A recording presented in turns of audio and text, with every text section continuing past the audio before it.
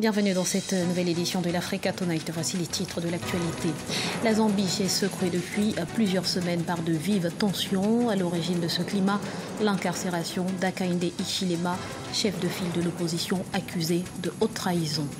On connaissait les food trucks ou camions-restaurants. Il existe désormais l'éco-truck, des camions écologiques.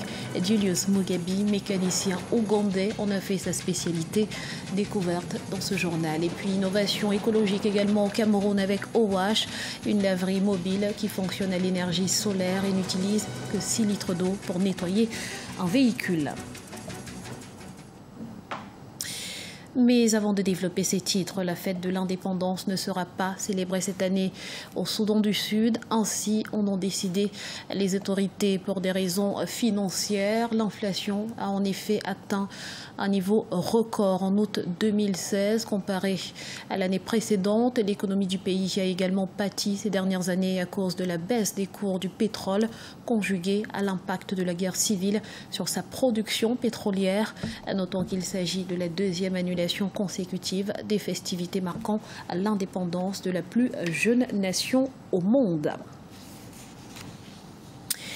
Quel est le sort réservé à Hakainde Hichilema? La question est au cœur des préoccupations de l'opposition zambienne et l'inquiétude est montée d'un cran après le transfert de ce dernier de la prison de Lusaka à une unité de haute sécurité. Les détails avec Idolette Mirabel-Bissou. Le procès contre le chef de l'opposition en Zambie fait naître l'anxiété au sein de la population. Principal contestataire des résultats de la présidentielle de 2016, le chef du Parti uni pour le développement national a été arrêté en avril 2017. Hakainde Hichilema, le chef de l'opposition zambienne, est détenu dans une zone de sécurité maximale à l'extérieur de Lusaka, la capitale du pays. Depuis, cette affaire alimente les tensions politiques déjà palpables dans ce pays d'Afrique australe. Nous vivons dans un environnement politique très mauvais. Deux politiciens se battent pour le pouvoir, ça ralentit le pays. Pour rappel, c'est sous le feu des lacrymogènes que les forces de l'ordre ont pris d'assaut le domicile de l'homme politique avant de le conduire dans un camp d'entraînement de la police mardi 11 avril 2017. Hakainde Hichilema a été inculpé le lendemain 12 avril pour trahison et encourt une peine minimum de 15 ans de prison. Mais rien n'est encore définitif pour l'opposant. La Zambie étant un pays démocratique et nous croyons à la démocratie et moi personnellement, je suis jeune et j'ai le droit de choisir qui soutenir, mais c'est comme si nous n'y étions pas autorisés.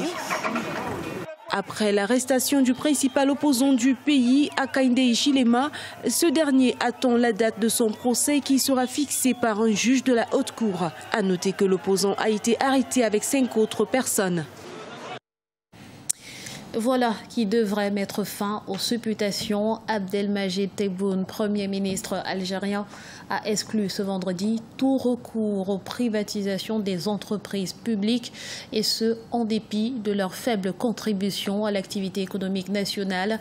Rappelons que cette option avait été remise au devant de la scène ces derniers jours par le secrétaire général du Rassemblement national démocratique, Ahmed Ouyaya, qui évoquait la nécessité d'accélérer le processus de réforme économique pour faire face aux conséquences de la chute des prix du pétrole.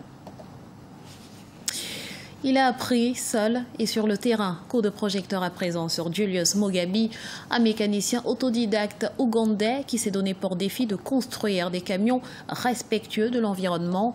Des prototypes ont d'ores et déjà été dévoilés pour susciter l'intérêt et pourquoi pas trouver des financements. Sharon Kamara.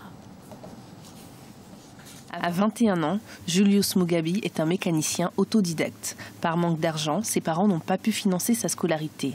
Le jeune homme n'a donc pas de formation formelle en ingénierie et pourtant il fabrique des prototypes de chargeuses sur roues à partir de panneaux en plastique. Je veux créer quelque chose d'unique qui servira à tout le monde. Je veux créer un véhicule qui ne consomme pas de carburant car lorsque quelqu'un l'achète, il ne doit pas continuer à le recharger car il se chargera lors du démarrage ou de son fonctionnement. Ce modèle est destiné à aider les personnes éloignées, vivant dans les zones rurales où il n'y a pas de station-service ni d'électricité. Julius a commencé en réparant des radios et d'autres équipements électriques abîmés. Il a ensuite pu apprendre les bases de la mécanique en travaillant dans un garage. Aujourd'hui, il travaille occasionnellement comme ouvrier, ce qui lui permet de s'en sortir et de financer sa passion pour la mécanique. Il s'intéresse particulièrement aux machines agricoles et espère pouvoir proposer des inventions plus pratiques, notamment pour les communautés rurales. Je veux apporter une solution qui aidera les agriculteurs à ne pas compter sur les saisons. Cette technologie peut fabriquer des tracteurs à différentes fins. Certaines de mes prochaines innovations seront des tracteurs à eau, afin que les agriculteurs n'aient pas à attendre les saisons pluvieuses pour commencer à cultiver. Julius Mugabi a eu l'occasion de présenter ses créations dans certaines expositions locales. Il espère trouver des fonds pour financer ses projets. Bientôt, il se rendra au Rwanda afin de partager avec des étudiants ses idées sur la fabrication de pièces mobiles alternatives pour les véhicules. Sécurité renforcée dans l'extrême nord du Cameroun en raison de la recrudescence des attaques de Boko Haram en cette période de fin de Ramadan. Le ministre de la Défense, Joseph Betty Assomo, effectuera d'ailleurs une descente dans les villes de Kolofata, Mindif, Mora et Maroua, chef-lieu de la région, dans les prochains jours. L'occasion de faire le point sur les opérations militaires en cours et de rendre visite aux blessés de guerre. Le Cameroun, où l'industrie du car wash est en plein essor, Sylvain Onang et Yannick Mwamba se sont récemment lancés dans l'aventure. Leur concept est innovant, avec un dispositif de lavage de voitures portables et écologique, de quoi appâter la clientèle. Découverte avec Sharon Kamara. Cofondée par Sylvain Onang et Yannick Mwamba, l'entreprise OWash apporte une technique novatrice dans l'univers du car wash. L'appareil qu'ils utilisent est mobile et fonctionne à énergie solaire. Il a la capacité de stocker plus de 80 litres d'eau, mais n'utilise que 6 litres d'eau pour nettoyer une voiture. Cela permet d'économiser du temps pour la personne qui veut laver sa voiture, ainsi que de l'argent. Il faut 20 minutes pour qu'une voiture soit lavée, et cela permet d'économiser de l'argent. Il aura fallu 9 ans et 5 000 $ américains d'investissement pour que le projet puisse voir le jour. Aujourd'hui, cela rapporte en moyenne 8 500 $ par mois, à hauteur de plus de 40 voitures nettoyées par jour.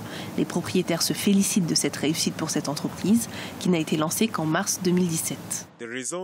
Le résultat est impeccable. C'est une première au Cameroun. Nous n'avons jamais rien vu de tel, parce que nous sommes habitués à des lavages de voitures qui utilisent beaucoup d'eau. On utilise moins d'eau et moins de produits. Je pense donc que c'est quelque chose qui va se développer avec le temps.